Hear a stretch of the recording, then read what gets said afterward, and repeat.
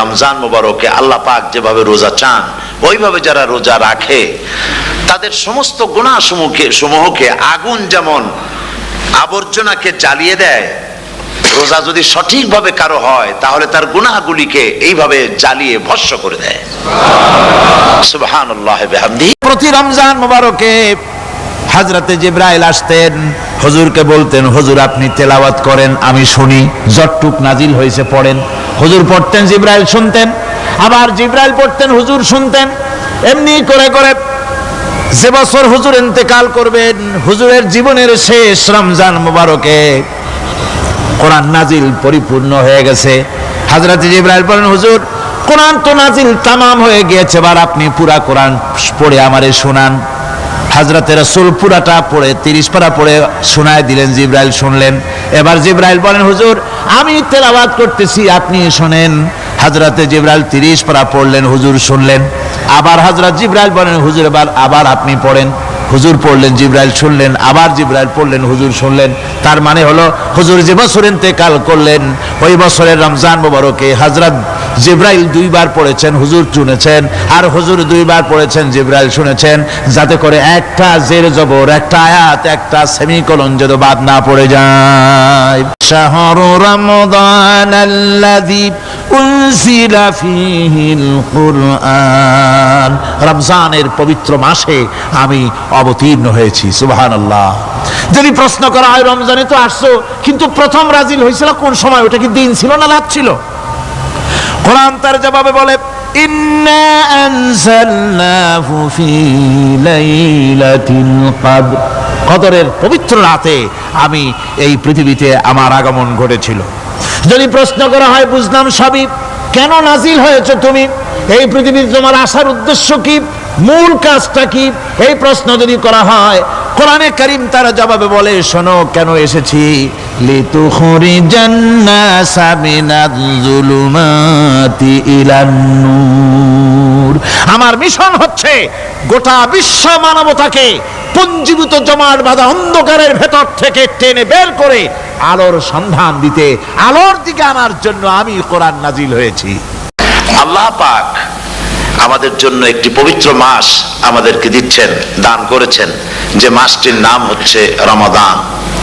রমাদান হচ্ছে রামদুন, রা মিম দত, রাম ধাতু থেকে উৎপত্তি, এর অর্থ হচ্ছে জ্বালানো, পুড়িয়ে দেওয়া, ভস্ম করে দেওয়া। রমজান মুবারকে যারা নাকি সিয়াম সাধনা করে, আত্মত্যাগ করে, অর্থাৎ তিতিক্ষা, ত্যাগ এবং তিতিক্ষা করে, রমজান মুবারকে আল্লাহ পাক যেভাবে রোজা চান ওইভাবে যারা রোজা রাখে তাদের সমস্ত গুনাহ সমূহকে আগুন যেমন আবর্জনাকে জ্বালিয়ে দেয়, রোজা যদি সঠিকভাবে কারো হয় তাহলে তার গুনাহগুলিকে এইভাবে জ্বালিয়ে ভস্ম করে দেয়। সুবহানাল্লাহি বিহামদিহি। এই রমজান আমাদের সামনে। আমি আমার আলোচনার শুরুতে আমি আপনাদের খেদমতে আরজ করতে চাই যে মাসটির মধ্যে আমরা প্রবেশ করতে যাচ্ছি, দুটি জিনিস আমাদের সামনে এখন। একটি হচ্ছে আমরা মাহে রমজানকে ইস্তেকবাল করতে যাচ্ছি, মাহে রমজান আমাদের সামনে। দোয়া করে নেই যে আল্লাহ পাক এই পবিত্র রমজানের সম্মান করার মতো তৌফিক আমাদেরকে দান করো, আর যেভাবে রোজা রাখলে পরে তুমি খুশি হও সেইভাবে আমাদেরকে রোজা রাখার তৌফিক দান করো, বলি আমিন। এটি হচ্ছে সর্বশ্রেষ্ঠ মাস আল্লাহ পাক মুসলমানদের জন্য দান করেছেন। আবারও বলি আলহামদুলিল্লাহ। কোরআন শরীফের মধ্যে আল্লাহ সমস্ত ইবাদতের কথা বলেছেন, কিন্তু ডিটেইলস আলোচনা করেন নাই। হজ করতে হবে, কিন্তু ওকুফে আরাফা করতে হবে, রমিয়ে হিজার করতে হবে, রমিয়ে জেবার করতে হবে, তারপরে 7 বার তাওয়াফ করতে হবে, সাফা মারওয়া সাই করতে হবে। এগুলি কিন্তু কোরআন শরীফে আসে নাই, ডিটেইলস আসে নাই। নামাজ পড়তে হবে, কিন্তু জোহরে কয় রাকাত, আসরে কয় রাকাত, মাগরিবে কয় রাকাত, এই রাকাতগুলি কিভাবে বিন্যস্ত করতে হবে কোরআন শরীফে তা আসে নাই, বর্ণনা করা হয়নি। যাকাত দিতে হবে, কিন্তু কত টাকা হলে কত টাকা দিতে হবে, কত মন ধান হলে কতটুকু দিতে হবে, কত ছাগল হলে, কত গরু হলে, কত পরিমাণ সোনা হলে, কত পরিমাণ দ্রব্য মজুদ থাকলে যাকাত দিতে হবে, এর বিস্তারিত বিবরণ কোরআন শরীফে আসে নাই। চিন্তা হতে পারে যে তাহলে এগুলো আমরা পাইলাম কই? আমরা পেয়েছি কোরআনের ব্যাখ্যা হচ্ছে রাসূল করিম সাল্লাল্লাহু আলাইহি ওয়াসাল্লাম, হুজুর এটাকে আমাদেরকে বলে দিয়েছেন। তিনি সারে ছিলেন, শরীয়ত প্রণেতা ছিলেন। তো সমস্ত ইবাদতকে আল্লাহ পাক সংক্ষেপে সংক্ষেপে তিনি আউটলাইন অথবা গাইডলাইন তিনি দিয়েছেন আল্লাহ পাক। রমজান মোবারক হচ্ছে একমাত্র ইবাদত যে রমজান সম্পর্কে আল্লাহ পাক ডিটেইলস পূর্ণ একটি রুকু আল্লাহ পাক আলোচনা করেছেন। সুবহানাল্লাহ। রোজা শুরু করবেন কোনখান থেকে, শেষ করবেন কোথায় গিয়ে, সফরে প্লেনে যখন চলবেন তখন আপনার রোজার অবস্থা কি হবে, যদি দেশে যান তখন কি হবে, অসুস্থ হলে কি হবে, কিভাবে রোজা রাখবেন, কিভাবে রোজা ভাঙবেন, তারপরে কখন শুরু হবে, কখন কি হবে ইত্যাদি বিস্তারিত বিবরণ।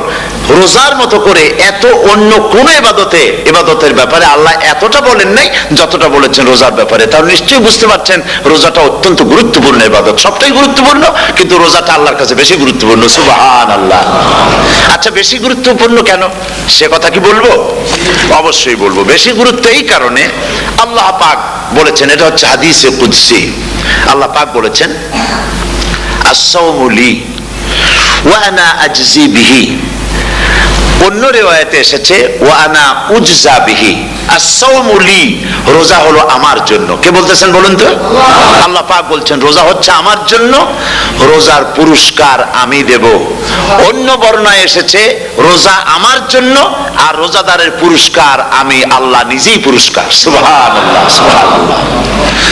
তাহলে প্রশ্ন আসে, আল্লাহ পাক বলছেন রোজা আমার জন্য, আস-সাওমু লি।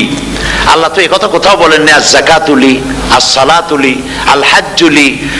রোজা আমার কি বলে, যাকাত আমার জন্য, হজ আমার জন্য, নামাজ আমার জন্য, একথা কিন্তু আল্লাহ বলেন নাই। অবশ্যই আমরা যাকাত হোক, নামাজ হোক, হজ হোক কার জন্য করি? আল্লাহর জন্য করি। রমজানের ব্যাপারে আল্লাহ খাস করেছেন যে আস-সাওমু লি, রোজা আমার জন্য। এই কথাটার অর্থ কি, তাৎপর্য কি, ব্যাখ্যা কি, সিগনিফিকেন্স কি?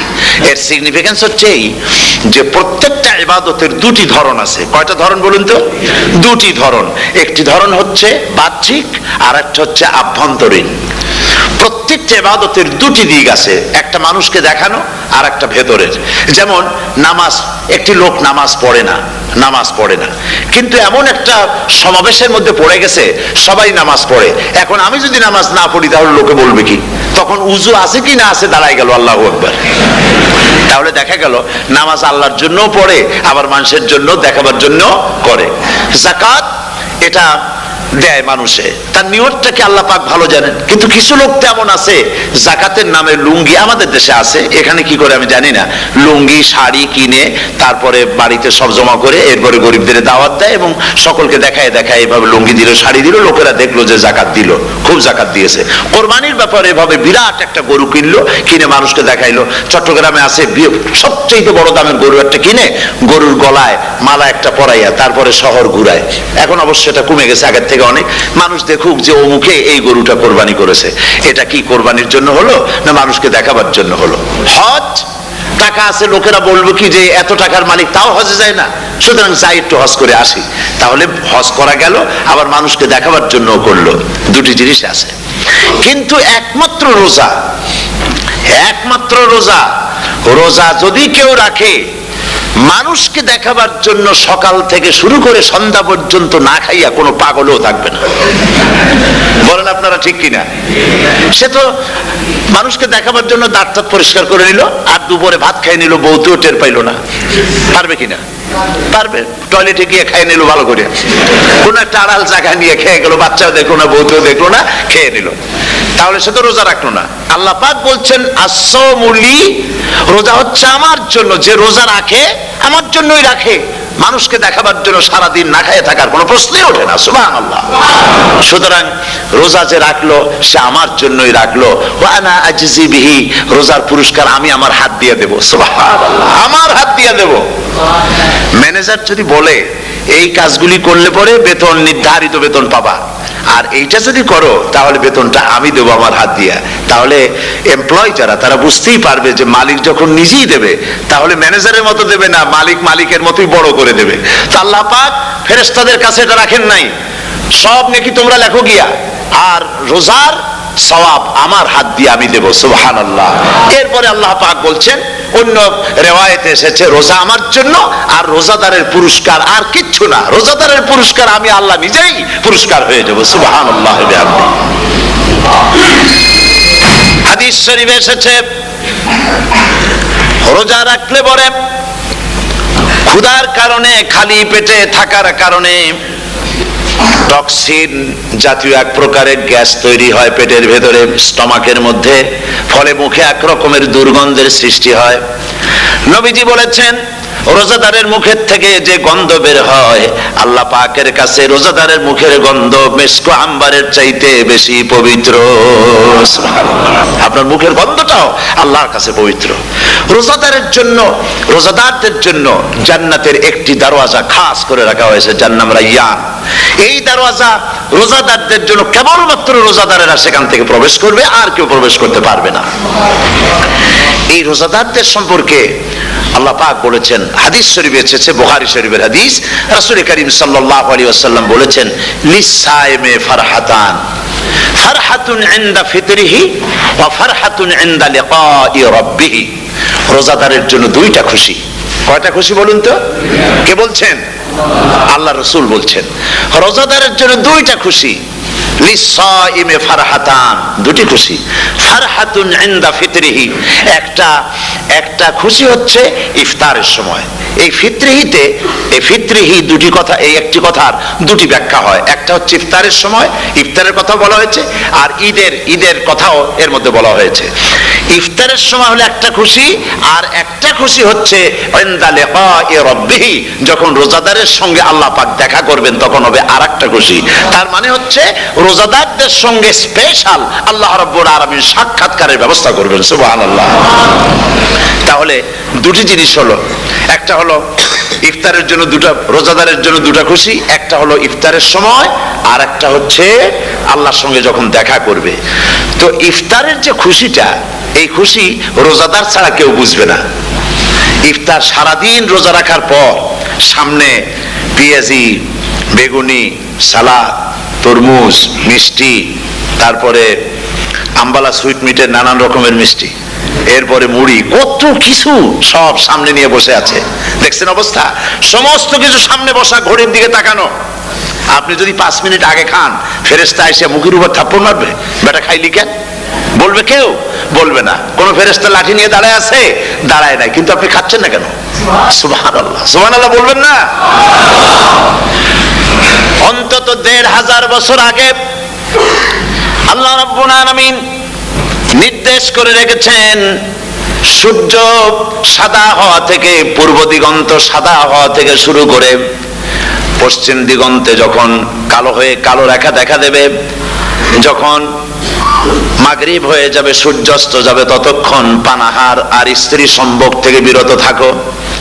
1500 বছর আগের আল্লাহ রাব্বুল আলামিনের এই নোটিশ কিভাবে কার্যকরী হচ্ছে উম্মতের মধ্যে, মুসলমানদের ভেতরে। খাবার সামনে আসে, পিপাসা লেগেছে, এখন তো পিপাসা লাগে না, খুব ঠান্ডার সময়, এখন রোজা রাখতে খুব মজা হবে, তাই না? খুব মজার রোজা। কিন্তু এই রোজা যখন জুন মাস আর জুলাই মাসে আসবে, তখন টের পায় মানুষ রোজা কাকে বলে।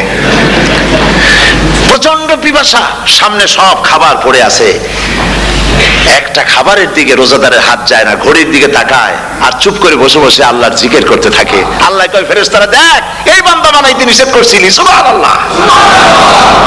আল্লাহ খুশি হয়ে যান। রোজাদার অপেক্ষা করতে থাকে, ঠিক যখন কাটায় সময়টা এসে গেছে, তখন আল্লাহর নাম করে খুরমা দিয়ে, পানি দিয়ে ইফতার শুরু করে দিল।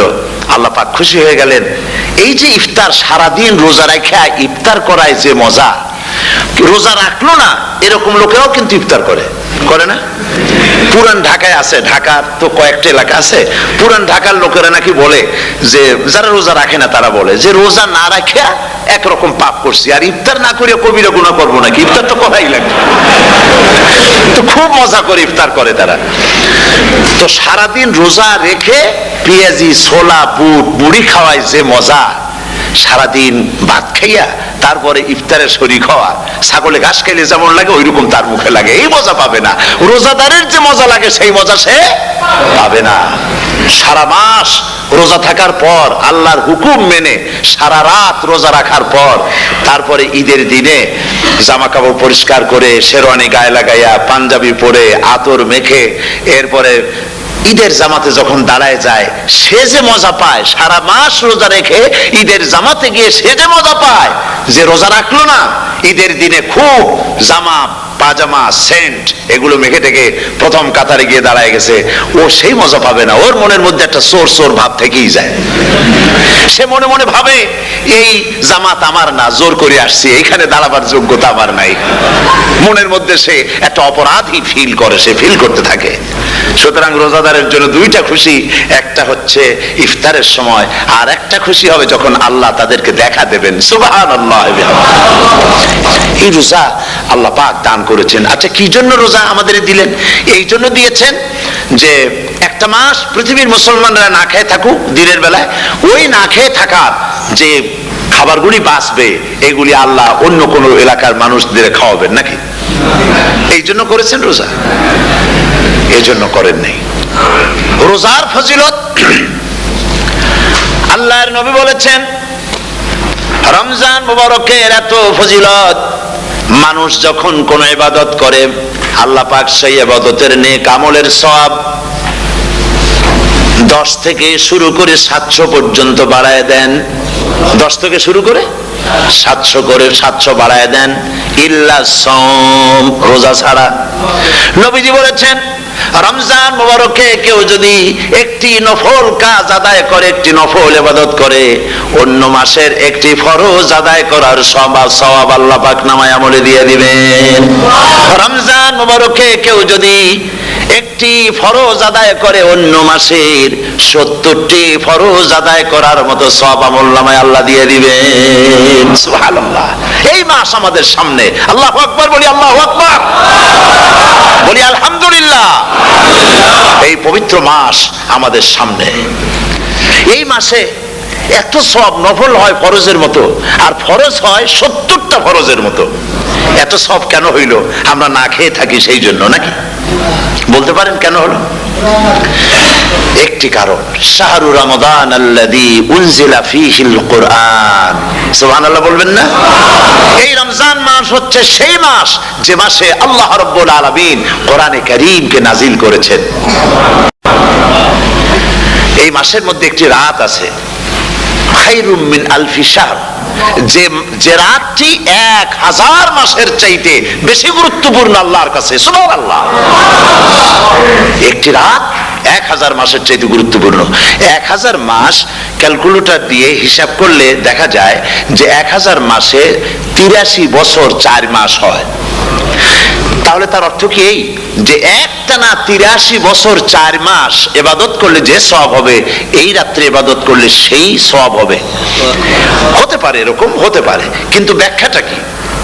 ব্যাখ্যাটা হচ্ছে, আরবিতে আলফুন শব্দ দিয়ে 1000 বোঝানো হয় না।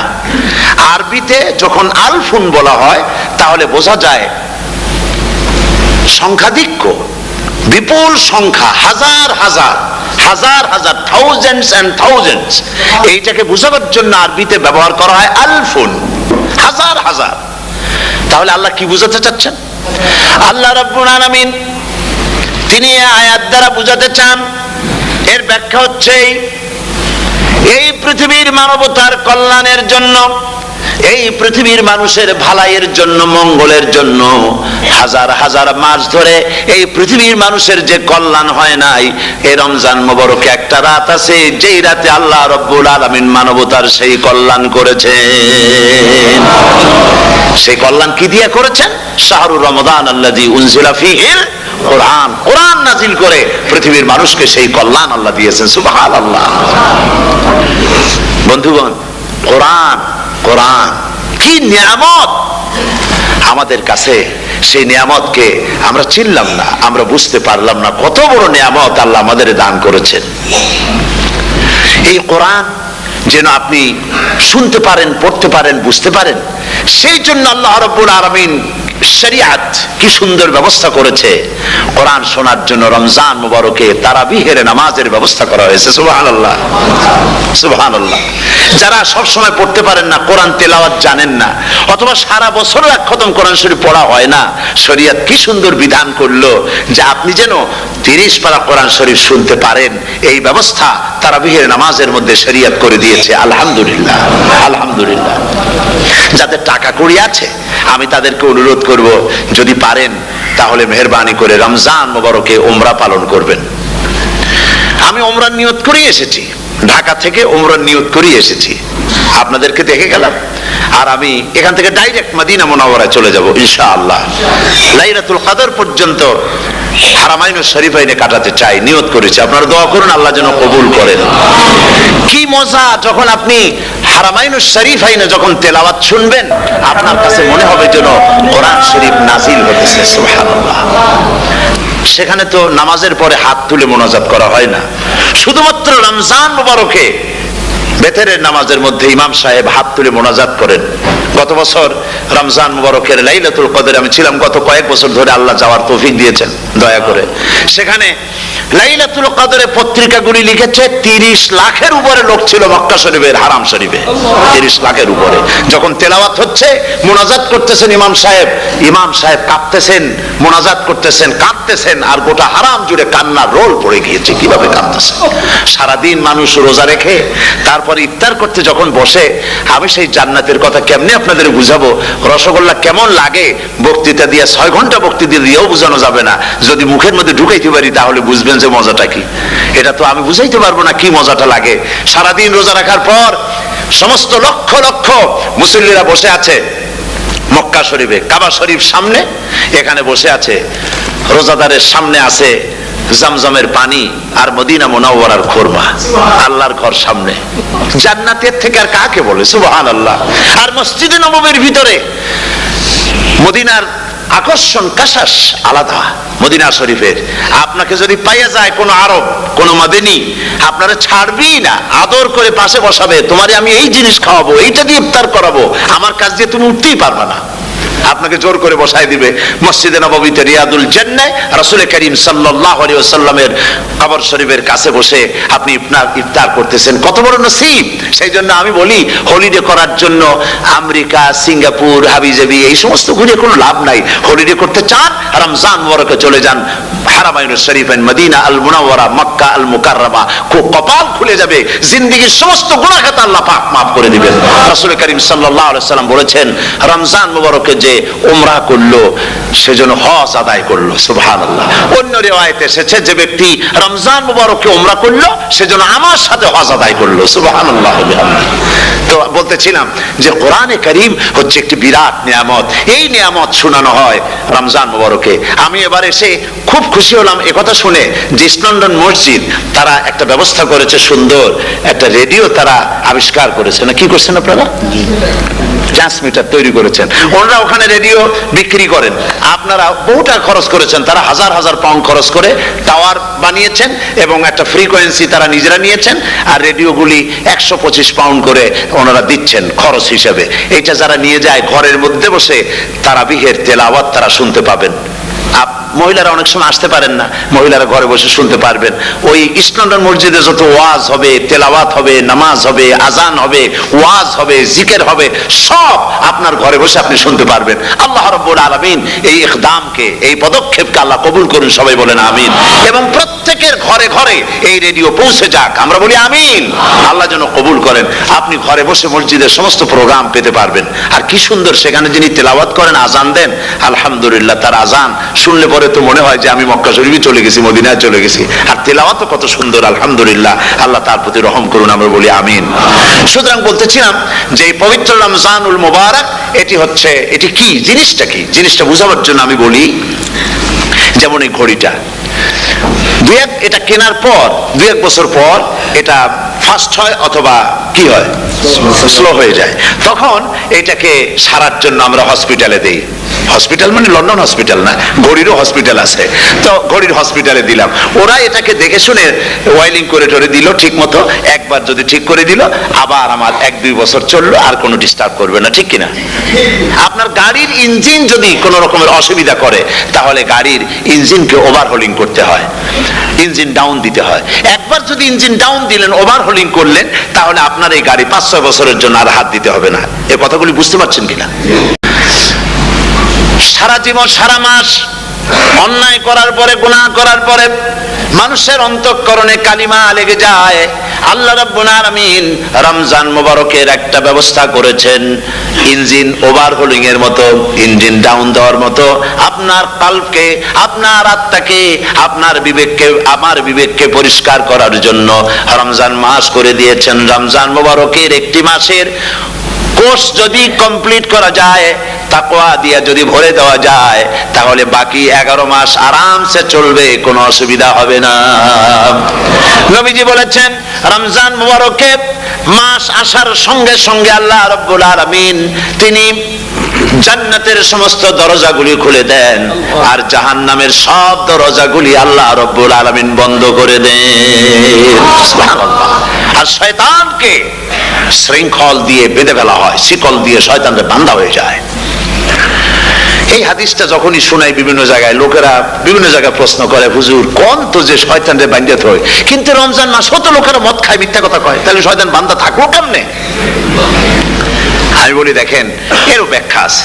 এর ব্যাখ্যা হলো এই, কোন কোন ঘড়ি আছে একবার চাবি দিলে 6 মাস চলে, আর একবার চাবি দিলে 2 বছর চলে, আবার চাবি দিলে লাইফ চলে যায়। এরকমের ঘড়িও আছে। কোন কোন মানুষে শয়তানে এমন চাবি দিছে যে চাবিতে 6 মাস চলে, কোনটায় 10 মাস চলে, কোনটায় বছর চলে।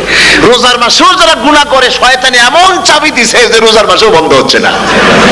এরা শয়তানের খপ্পরে পড়ে গেছে। আল্লাহ এই চাবি থেকে মুসলমানদেরকে হেফাজত করুন, বলি আমিন। জোরে বলেন আমিন। শয়তান থেকে পানাহ কেউ দিতে পারে না, কোন গভর্নমেন্ট পারবে না। ব্রিটিশ গভর্নমেন্ট পারবে নাকি? American government? কেউ পারবে না। শয়তান থেকে পানাহা দিতে পারে কেবলমাত্র কে? ওই আল্লাহ রাব্বুল আলামিন আমাদেরকে শিখায় দিয়েছেন, শয়তানের ওয়াসওয়াসা থেকে আমার কাছে পানাহা চাও।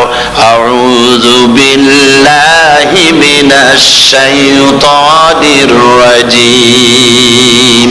বিতাড়িত মরদুদ শয়তানের ওয়াসওয়াসা থেকে পানাহা চাই, আল্লাহর কাছে পানাহা চাও। আল্লাহ পাক বলেন, আমি পানাহা দিতে পারি শয়তানের ওয়াসওয়াসা থেকে। শয়তান থেকে আশ্রয় একমাত্র সিকিউরড, নিরাপত্তা পেয়েছেন আল্লাহর পয়গম্বরেরা। সুবহানাল্লাহ। আম্বিয়া আলাইহিমুস সালাম, তারা আল্লাহ কর্তৃক নিয়ন্ত্রিত।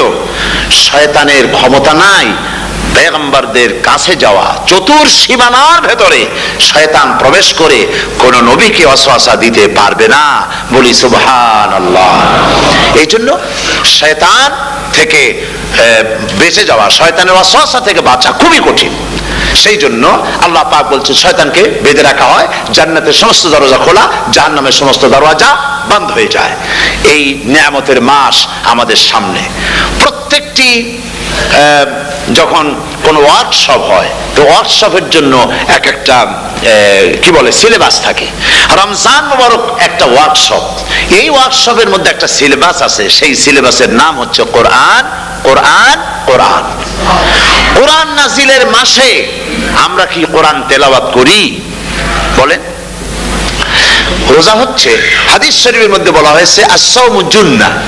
রোজা হচ্ছে ঢাল। রোজা কি কন্ত? ঢাল। বোঝেন তো ঢাল কি? প্রোটেক্টর। আপনি জিহাদের ময়দানে, যুদ্ধের ময়দানে নিরাপত্তার জন্য, বাইরের থেকে আক্রমণকে ফিরাবার জন্য কি ব্যবহার করেন? ঢাল ব্যবহার করেন। রোজা হচ্ছে ঢাল।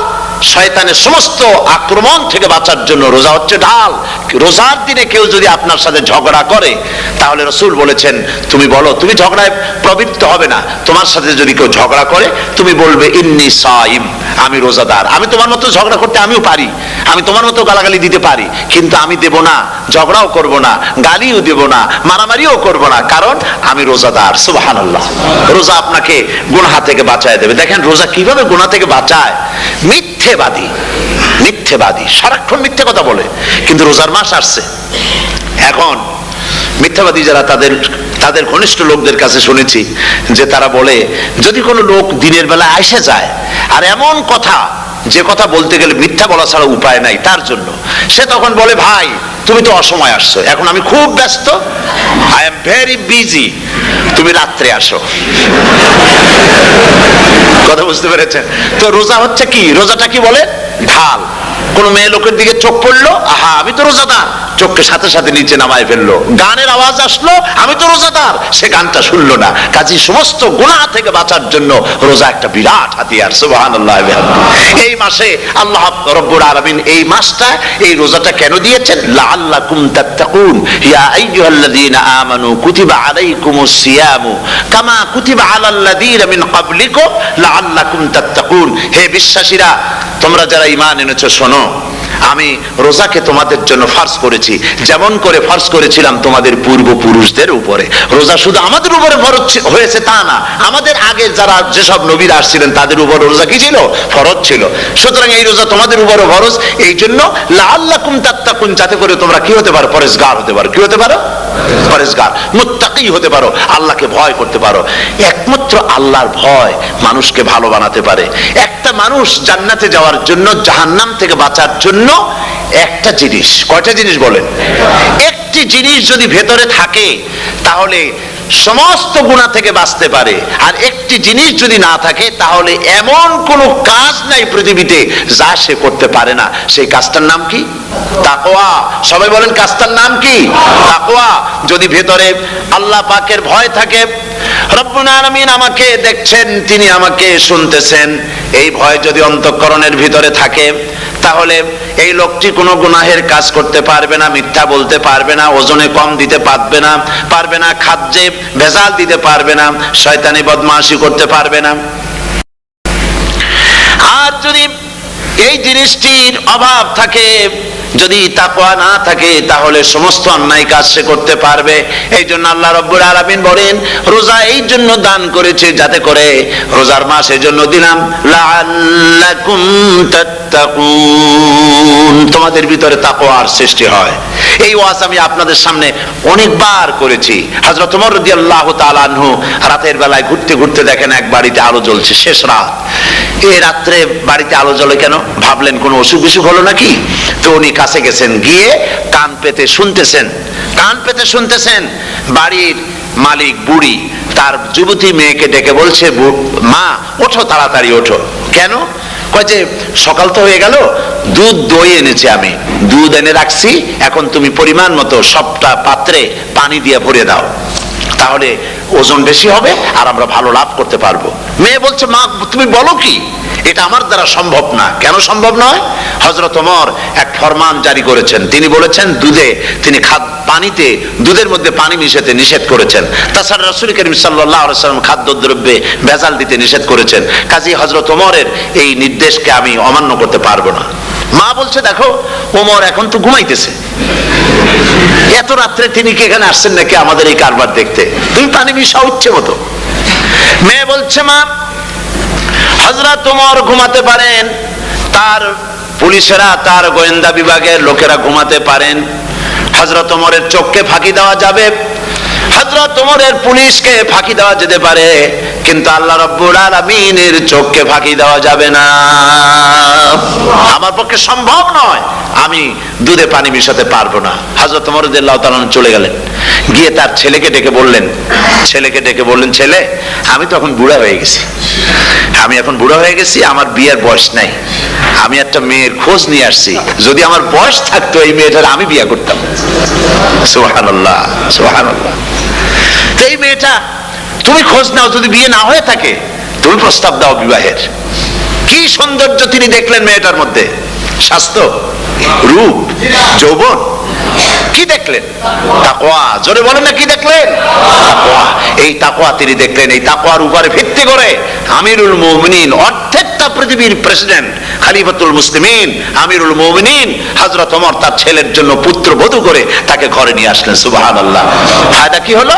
ফায়দা এই হলো, এই মেয়ের গর্ভে যে মেয়ে হলো, সেই মেয়ের গর্ভে ফারুকে সানি হযরত ওমর ইবনে আব্দুল আজিজ রাহমাতুল্লাহ আলাইহির মতো ফারুকে সানি আল্লাহ দান করে দিলেন। সুবহানাল্লাহ ওয়া বিহামদিহি। এটার নাম হচ্ছে তাকওয়া। এই তাকওয়ার ব্যাপারে হযরত ওমর রাদিয়াল্লাহু তাআলা আনহু তিনি হযরত কাব বিন উবাই রাদিয়াল্লাহু তাআলা আনহুকে জিজ্ঞেস করেছিলেন যে তাকওয়ার একটা ব্যাখ্যা আপনি কি আমাকে বলতে পারেন, তাকওয়ার ব্যাখ্যাটা কি? তিনি বললেন হ্যাঁ পারি। কি ব্যাখ্যা? তিনি বললেন যে দেখুন, তাকওয়ার ব্যাখ্যা হচ্ছে এই যে সংকীর্ণ একটি রাস্তা, সরু ন্যারো একটা রোড, এই ন্যারো রোডের দুই দিকে আছে কাঁটাযুক্ত লতা পাতা। এই কাঁটাযুক্ত লতা পাতার মধ্য দিয়ে এই সরু রাস্তা দিয়ে আপনি যখন যাবেন তো কিভাবে যাবেন? হযরত ওমর বললেন আমার জামা কাপড় এইভাবে খুব আটোসাটো করে আমরা যাব, যাতে করে গায়ের চামড়াও না ছেড়ে আমার জামাও যাতে না ছিঁড়ে যায়। হযরত কাব বিন উবাই রাদিয়াল্লাহু তাআলা আনহু বলছেন এটার নামই হচ্ছে তাকওয়া। এটার নাম কি? তাকওয়া। এটার নাম হচ্ছে তাকওয়া। দুনিয়ার অসংখ্য পাপের ভেতর থেকে আপনি চলে যাবেন, পাপ যেন আপনাকে স্পর্শ করতে না পারে। এটার নাম তাকওয়া। বাইন মাছ নিশ্চয়ই খেয়েছেন আপনারা, না লন্ডনে পাওয়া যায় না? পাওয়া যায়। এই বাইন মাছ যারা খেয়েছেন আপনারা, আমি জানি না আপনারা জানেন কিনা বাইন মাছ কোথায় থাকে, পানিতে থাকে না কাদায় থাকে?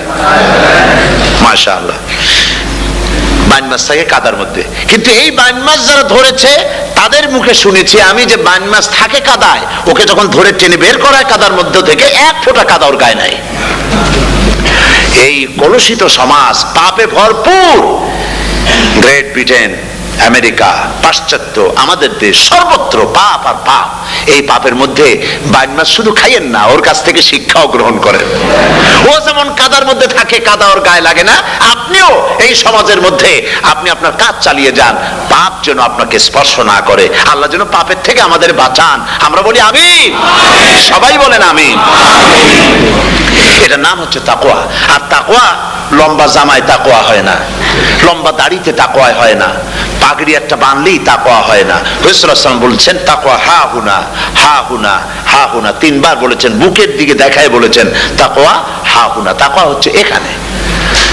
এর অর্থ এই নয় যে আমি দাড়িকে আমি ছোট করে দেখছি, জামাকে ছোট করে দেখছি, তা নয়। কিন্তু বলছি যে তাকওয়াটা হচ্ছে অন্তরের ভেতরে।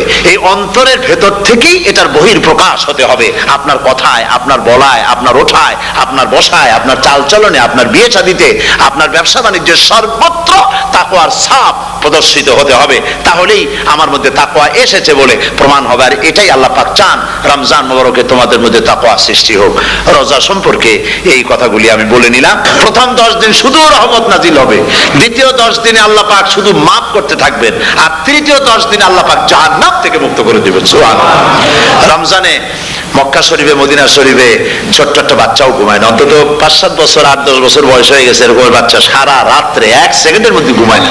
সমস্ত লোক জাগে, ফজরের নামাজ পড়তে থেকে ঘুমায়, সব সমানে 2 হাতে নেকি কামাই করে। নেকি কামাইয়ের মৌসুমে বাহার। রমজান হচ্ছে নেকি কামাইয়ের বসন্তকাল। আপনারা যেন খবরদার মিস করবেন না, মিস করবেন না, খবরদার। এই মাসটা পুরাপুরি কাজে লাগাবার জন্য মায়েরা, আমার মায়েরা, বোনেরা, মেহেরবানি করে এই মাসটা কাজে লাগাবেন। গীবত গাইবেন না, রাগারাগি করবেন না, ঝগড়াঝাটি করবেন না, মিথ্যা কথা বলবেন না, তেলাওয়াত, জিকির, আজগার। আর পুরুষেরাও এই জিকির আজগারের মধ্যে, মানুষকে ভালো কাজের আদেশ করার মধ্যে যা আজকে আল্লাহ আমার দিয়ে বলাইলেন, এই কাজগুলি আমি এবং আপনারা সবাই যেন আমল করতে পারি। আল্লাহ তৌফিক দান করুন। আপনারা এই মোনাজাতের পরে যে যে এলাকায় গিয়ে জামাতে এশার নামাজটা আদায় করবেন, এখানে নামাজের কোনো ব্যবস্থা করা যায় নাই বলে আমরা দুঃখ প্রকাশ করছি। পাশে যেখানে মসজিদ পান, জামাতে এশার নামাজটা খবরদার আদায় করে নেবেন, নামাজ ছেড়ে দেবেন না। 5 ওয়াক্ত নামাজ সঠিকভাবে আদায় করবেন। আর মদের ব্যবসা যাদের আছে, মদের ব্যবসা ছেড়ে দিবেন। আর মদের চাকরি যারা করেন, সেখান থেকে চাকরি উঠাইয়া কোনো ভালো জায়গায় চাকরি করার জন্য চেষ্টা করবেন। জেনা, ব্যভিচার, নাচ, গান ইত্যাদি, তাস, পাশা, জুয়া, অন্যায় কাজে যাব না। আল্লাহ যেন কবুল করেন, বলেন আমিন। বলেন সবাই আমিন। এটাই কাজ। শিরক এবং বিদআতের বাড়ির কাছেও আমরা কেউ যাব না। এই তওবা করে খাঁটি মুসলমান হইতে হবে। আমরা কতদিন বাঁচবো জানি না। আল্লাহ পাক যেন আমাদেরকে ঈমানের সাথে রাখেন। যাদের মুখে দাড়ি নাই, আল্লাহ পাক তাদের মুখে দাড়ি লাগায় দিক, বলি আমিন। আপনারা চেষ্টা করেন রসুলের এই সুন্নতটা আমল করার জন্য। যেহেতু আমরা মারা যাব, চিরদিন বাঁচবো না, তো আল্লাহ রসুলের কাছে কেমনে আমরা আমাদের চেহারা দেখাবো? জামায়, দাড়িতে, টুপিতে, পর্দায়, মেয়ে লোকদের পর্দা করার মধ্যে, সবটার মধ্যে রাসূলুল্লাহর সুন্নত যেন আমরা আমল করতে পারি। আল্লাহ যেন তৌফিক দেন। হুজুর বলেছেন, হুজুর তো কোন কলেজে পড়েন নাই। কি বলেন, কলেজে পড়েছেন? কোন কলেজে মাদ্রাসায় পড়াশোনা করেন নাই। অথচ আল্লাহর নবী বলেছেন ইন্নামা বুইস্তু মুআল্লিমান, আমি শিক্ষক হিসাবে দুনিয়ার বুকে প্রেরিত হয়েছি। লেখাপড়া কোথাও করেন নাই, অথচ হুজুর বলছেন আমি শিক্ষক। অর্থাৎ গোটা পৃথিবীর সর্বকালে সর্বযুগের মহান শিক্ষক হচ্ছেন মুহাম্মদ রাসূলুল্লাহ সাল্লাল্লাহু আলাইহি ওয়াসাল্লাম।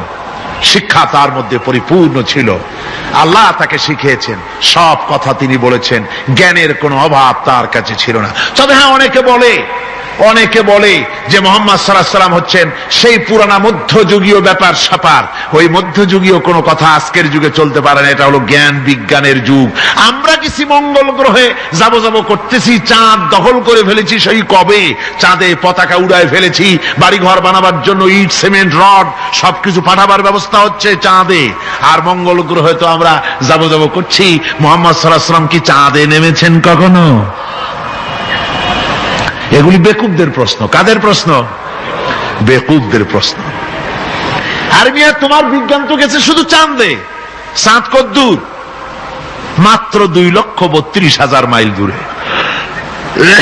চাঁদ মাত্র 2,32,000 মাইল দূরে একটি উপগ্রহ মাত্র। পৃথিবীর সবচাইতে নিকটতম প্রতিবেশী, নিকটতম উপগ্রহ হচ্ছে চাঁদ। দৃষ্টান্ত দিতে গিয়ে আমি ওই ছোট্ট স্টোরিটি বুঝাবার জন্য মানুষের সামনে বলি। একবার এক স্বামী আর স্ত্রী দুজনে ঝগড়া লেগেছে, স্বামী স্ত্রীর ঝগড়ায় বেচারা স্বামী দুর্বল হয়ে গেছে, স্বামীর স্ত্রীর সামনে আর পেরে উঠছে না পারিয়া শেষ পর্যন্ত বলল, ঠিক আছে, তোমার মতো দাজ্জাল মার্কা বউর সাথে আমি আর থাকবো না, আমি চললাম, আমি এবার বিদেশেই চলে যাব, দেশেই থাকবো না। স্ত্রী কিছু বলতেছে না। স্বামী দেখে যে সন্ধ্যা পর্যন্ত স্ত্রী তাকে সাধেও না, মহা সমস্যা। বলেও বেচারা মুসিবতে পড়েছে, প্রেস্টিজ কনসার্ন হয়েছে, ইজ্জতের ব্যাপার। শেষ পর্যন্ত জায়নামাজ বালিশ টালিশ পেছাইয়া বিদেশের উদ্দেশ্যে নিজেকে তৈরি করে বারান্দায় নেমে বলল যে মাগরিবের রক্ত যখন হয়েই গেল, মাগরিবটা পড়ে নেই। মাগরিব পড়েছে, দোয়া তাসবিহ ইত্যাদি পড়ছে, দেখেনি স্ত্রীর পক্ষ থেকে কোনো কি দাওয়াত আসে যে আপনার যাইয়া কাম নাই। তো স্ত্রী বেচারিও বুঝে ফেলেছে তার স্বামীর দৌরত্ব কত দূর, সেই জন্য সেও আর কিছু ক্ষয় হয় না। এশা রক্ত যখন হয়ে গেছে তখন বিড়বিড় করে স্বামী বেচারা বলছে, মানুষ নাকাউয়ার জাত, সন্ধ্যার আগে ছিলাম কোথায় আর এখন আসলাম কোথায়। বউ ঘরে বসে কয় যে বুঝছি, আর যাওয়া লাগবে না বিদেশে। ঘরের থেকে বারান্দায় নামি তুমি বলো মানুষ না কাউয়ের জাত, সন্ধ্যায় ছিলা কোথায়, এখন নামছো কোথায়। তোমার আর বিদেশে যায় কাম নাই, তুমি ঘরে এসে মশারির মধ্যে ঢোকো। বুঝলেন? তো পৃথিবী থেকে মাত্র 2,32,000 মাইল দূরে চাঁদ, সেই চাঁদে অবতরণ করে বলছে মুহাম্মদ সাল্লাল্লাহু আলাইহি ওয়াসাল্লাম কি চাঁদে গেছে? আরে বেকুব, 2,32,000 মাইল দূরের চাঁদ নয়, 9,30,00,000 মাইল দূরের সূর্য নয়, কোটি কোটি সহস্র কোটি মাইল দূরের গ্যালাক্সি নয়, মিল্কি ওয়ে নয়, সমস্ত তারকারাজি গ্রহ পুঞ্জ সব কিছুকে পেরিয়ে গিয়ে 7 আকাশ ফুড়ে মুহাম্মদ সাল্লাল্লাহু আলাইহি সাল্লাম আরশে আজিম ভ্রমণ করেছেন, যা পৃথিবীর কোন বিজ্ঞানের পক্ষে সম্ভব নয়। সুতরাং মুহাম্মদ সাল্লাল্লাহু আলাইহি সাল্লাম সর্বকালের সর্বযুগের সব ব্যাপারে শ্রেষ্ঠ মহান ব্যক্তিত্ব। এরপরে আল্লাহ রাব্বুল আলামিন বলছেন, وَخَلَقْنَاكُمْ أَزْوَاجًا, আমি তোমাদের নারী এবং পুরুষের জোড়া পয়দা করেছি। অর্থাৎ এই পৃথিবীতে আল্লাহ রাব্বুল আলামিন মানুষের একটি সেক্স পয়দা করেন নাই, দুটি প্রকার করেছেন, একটি হচ্ছে নারী আর একটি পুরুষ। এই নারী আর পুরুষ আল্লাহ পাকের এটি একটি বিরাট কুদরত। এই নারী এবং পুরুষ সৃষ্টি করে পরস্পর পরস্পরের প্রতি আল্লাহ আকর্ষণ সৃষ্টি করেছেন। দুজনের একের প্রতি অপরের আকর্ষণ আল্লাহ পাক নিজেই সৃষ্টি করে দিয়েছেন। ওয়ামিন আয়াতিহি আন খালাকা লাকুম মিন আনফুসিকুম আজওয়াজান লিতাসকুনু ইলাইহা ওয়া জাআলা বাইনাকুম মাওয়াদ্দাতাও ওয়া রাহমা। আমার অনেক নিদর্শনাবলীর মধ্যে এটিও একটি নিদর্শন যে আমি তোমাদের থেকে তোমাদের স্ত্রীদেরকে তোমাদের জোড়া পয়দা করেছি। আর কি করেছি, কেন করেছি? লিতাসকুনু ইলাইহা, যাতে করে তোমরা পরস্পর পরস্পরের কাছ থেকে শান্তি, প্রীতি, প্রেম, ভালোবাসা, মহব্বত লাভ করতে পারো। এটা আমার নিদর্শন একটি। কিরকম নিদর্শন?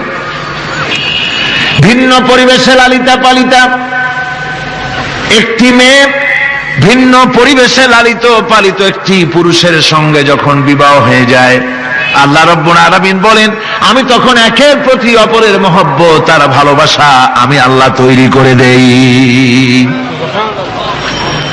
ওই মেয়েটি জানার কথা না, মেয়েটির বাড়ি হচ্ছে লংলা, শ্রীমঙ্গল, বিয়ে হয়েছে দিনাজপুর। দিনাজপুরের লোকেরা বোয়াল মাছ খায় না, কিন্তু এখানের লোকেরা বোয়াল মাছ খুব পছন্দ করে। কথা বুঝতে পেরেছে? এখানে কথাবার্তা এক রকমের, সেখানের কথাবার্তা আর এক রকমের। এই দুইটা মিলাইয়া খিতে হয়েছে তো খিতে হয়েছে। কথা বুঝতে এখন উপায়টা কি? অথচ এই দুই স্বামী স্ত্রীর মধ্যে আল্লাহ পাক কি মহব্বত পয়দা করে দেন, একজন আর একজনের জন্য জীবন দিতে প্রস্তুত হয়ে যায়। সুবহানাল্লাহ পড়েন।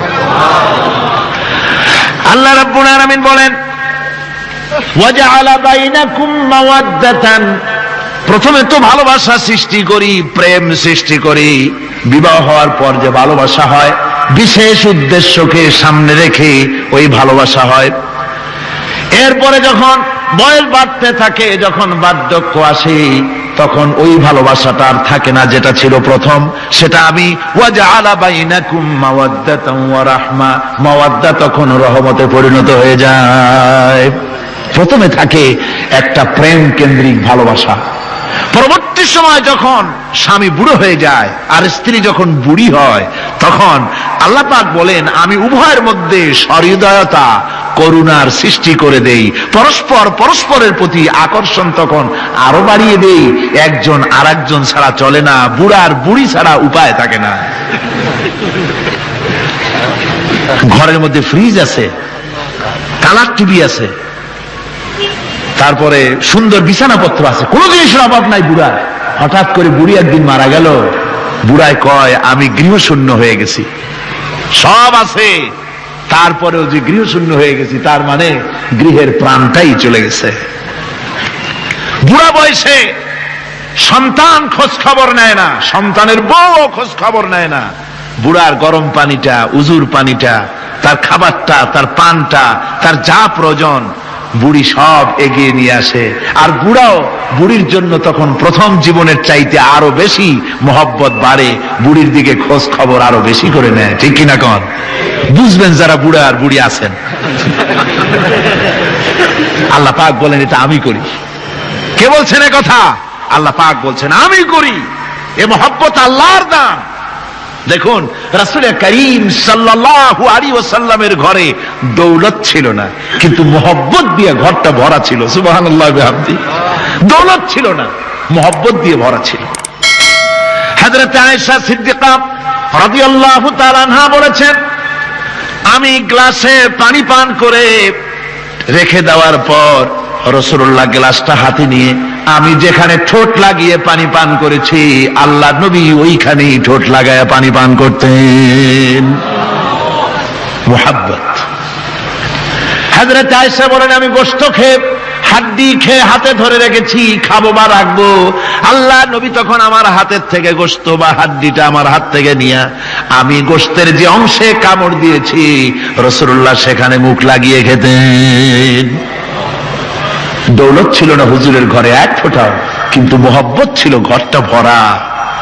হযরত আয়েশা বলেছেন রাসূলুল্লাহ কাজ করে কষ্ট করে ঘরের ভিতরে ফিরে যখন দেখেছেন রান্না বান্না সারা হয় নাই, হুজুর ক্ষুধার্ত অথচ আমার রান্না শেষ হয় নাই।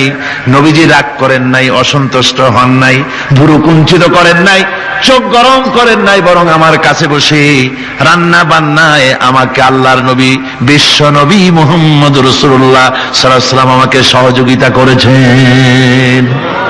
স্বামী স্ত্রী ভালোবাসা হচ্ছে স্বর্গীয় নিয়ামত, জান্নাতের নিয়ামত। সুবহানাল্লাহ পড়েন। যেই ঘরে স্বামী আর স্ত্রীর মধ্যে সাপ আর বেজির সম্পর্ক, দাঁড় কুমড়োর সম্পর্ক, এই ঘরটা যতই বিদেশি আধুনিক সৌন্দর্যের উপকরণাদি দিয়ে ভরপুর থাকুক না কেন, এই ঘরটা, এই বিল্ডিংটা জাহান্নামের টুকরা, ঠিক না? আর স্বামী স্ত্রীর যদি ভালোবাসা থাকে, তাহলে ঘরটা যদি কুড়ে ঘর হয়, তারপরেও সে ঘরটা হচ্ছে একটা জান্নাতের টুকরা। অনেক স্ত্রী আছে স্বামীর সাথে মহব্বত নাই, উল্টো পাল্টা কারবার। ওই রকম এক স্বামীর কাছে খবর আসছে যে আপনি তো এই গ্রামের মাতবাড়ি করেন, বিচার আচার করতেছেন, আপনার বউ তো গোসল করতে গিয়ে পড়ে গেছে নদীর মধ্যে। তো লোকটা দৌড় দিয়েছে, দৌড়ে গেছে, যায় কয় যে কোন জায়গায় পড়ছে, কয় যে এইখানে পড়ছে। লোকটা তখন জোয়ারের পানি যাচ্ছিল এইদিকে, লোকটা দৌড় দিছে উল্টা দিকে। লোকেরা কয় যে মিয়া, তোমার বউ পড়েছে এইখান থেকে জোয়ারের পানি এদিকে যায়, তুমি উল্টা দৌড়াও কেন? মাতবার বলছে যে দেখো, এটা হচ্ছে আমাদের ইন্টারনাল অ্যাফেয়ার্স, এটা বুঝবা না।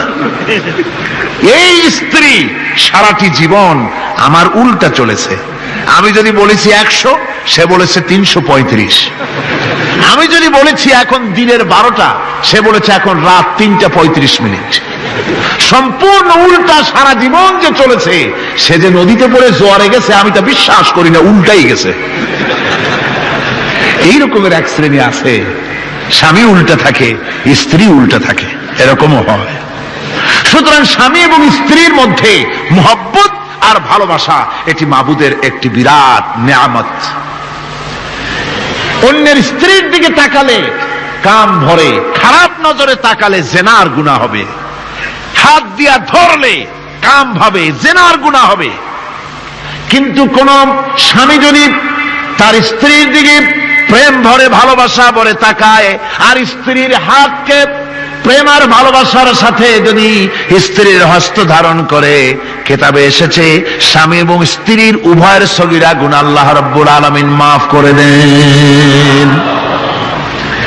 আল্লাহ পাক বলছেন, আমি তোমাদের থেকে তোমাদের জোড়া, তোমাদের স্ত্রীদেরকে পয়দা করেছি এবং পরস্পর পরস্পরের প্রতি ভালোবাসা এবং মহব্বত সৃষ্টি করে দিয়েছি। আজকে কথা উঠেছে সমাজে, আজকে কথা উঠেছে নারীর অধিকার নিয়ে। বলা হচ্ছে ইসলাম নারীকে, নারীর অধিকার ক্ষুণ্ণ করেছে, বলে না? বলে কিনা বলেন? আমাদের দেশে এই জন্য নারী পক্ষ, নারী সমাজ, নারী আন্দোলন পরিষদ, তারপরে এরকম অনেক আন্দোলন তারা বানিয়েছে।